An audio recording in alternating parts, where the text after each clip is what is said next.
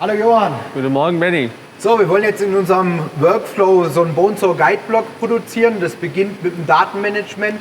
Zeig uns doch mal, was wir an der Stelle tun müssen, damit es losgehen kann. Okay, ja, erste Station, willkommen. Hier beginnen wir mit der digitalisierten Fertigungskette für unser Werkstück Bonesaw Guide Block. Die Digitalisierung schreitet nun mal voran und wir können eigentlich sagen, dass wir mit unserem System 3R Workcenter basierend auf einer SQL-Datenbank schon ganz gut und flexibel aufgestellt sind.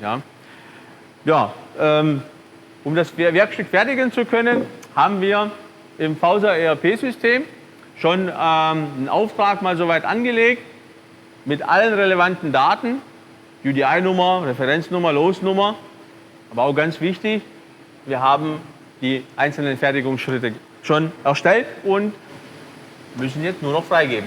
Wie kriege ich jetzt diese Informationen in unser Workcenter hinein? Die kommt über unsere beschriebene und offene Schnittstelle rein. Ja? Das heißt, wir haben eine Schnittstelle kreiert, die eben für alle gängigen ERP-Systeme auf dem Markt offen ist. Man muss nur die Anbindung entsprechend machen. Das heißt, ich muss hier jetzt eigentlich nur noch Start drücken. Man muss hier nur noch Start drücken, genau.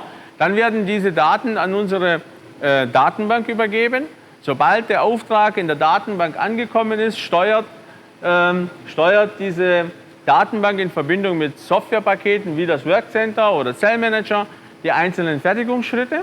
Während der Fertigung haben Sie die Möglichkeit, über die R-Connect-Plattform auf die Maschine zuzugreifen und bei Bedarf sich mit uns in Verbindung setzen. Genau, dann gibt es eine Request und dann können wir uns auch remote bei der aktuellen Fertigung unterstützen. Richtig, richtig. Im Workcenter selber haben wir hier die angelegten Arbeitsgänge aus dem ERP-System direkt übernommen. Also auch hier komplett automatisiert. Und was wir jetzt noch tun müssen, wäre das Werkstück identifizieren. Ja? Damit dem System natürlich bekannt ist, auf welcher Palette befindet sich das denn. Dann machen wir einmal eine Übernahme und zum Schluss die Freigabe zur Fertigung. Das heißt im Prinzip eigentlich nur einchippen und Start drücken und dann kann die Produktion losgehen. Richtig, genau.